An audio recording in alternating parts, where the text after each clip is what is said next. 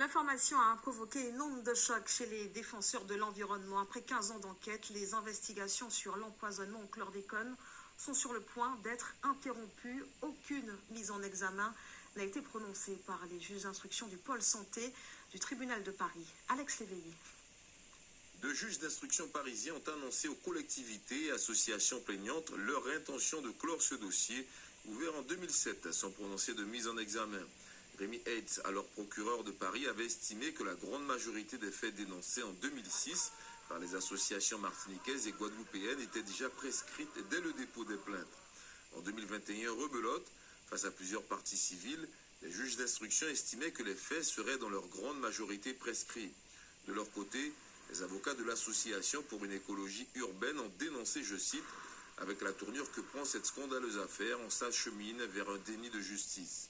Après 15 ans d'instruction et aucune mise en examen prononcée, cet avis de fin d'information avant les réquisitions du parquet de Paris et la décision finale des juges d'instruction sonne là comme un possible non-lieu.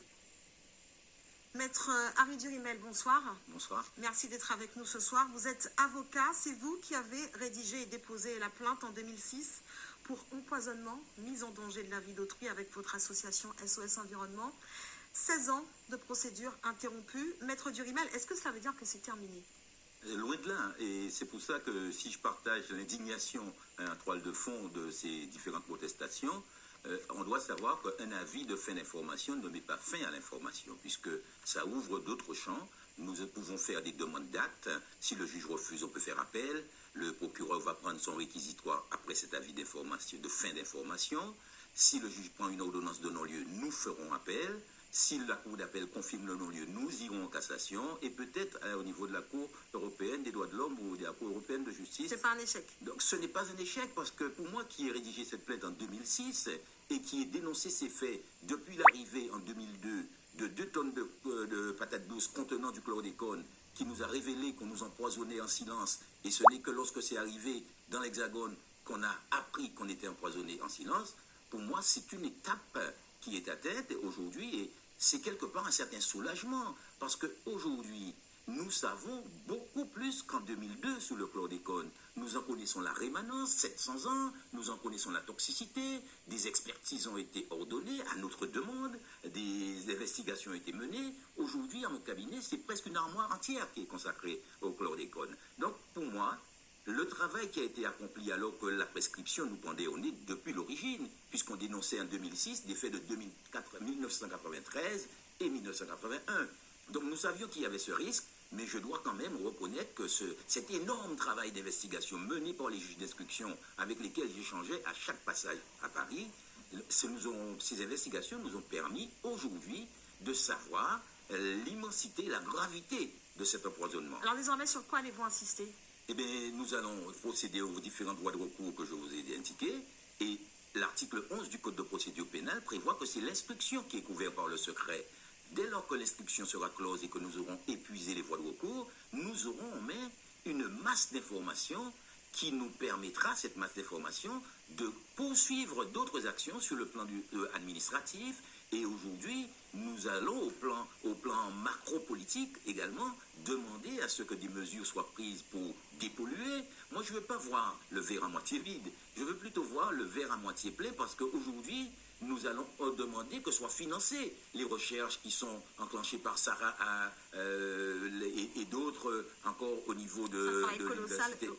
Il y a un travail colossal à faire pour qu'on puisse prévenir les effets, pour qu'on puisse dépolluer nos sols, parce que je ne me résigne pas à ce que la Guadeloupe et la Martinique soient polluées pour 700 ans. Des solutions de dépollution existent, et qu'on ne vienne surtout pas nous dire que ça coûte cher. Surtout pas.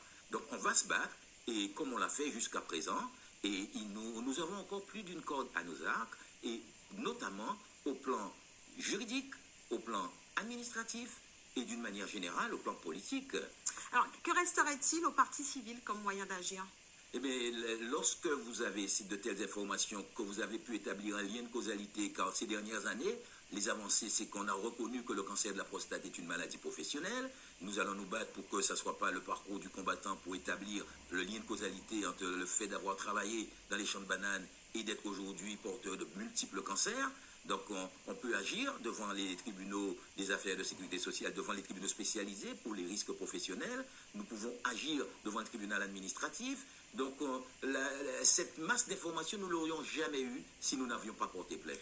Donc pour nous, on s'est enrichi. Est-ce que vous vous sentez soutenu par la population? Est-ce que vous sentez qu'il y a un engouement populaire pour ce combat?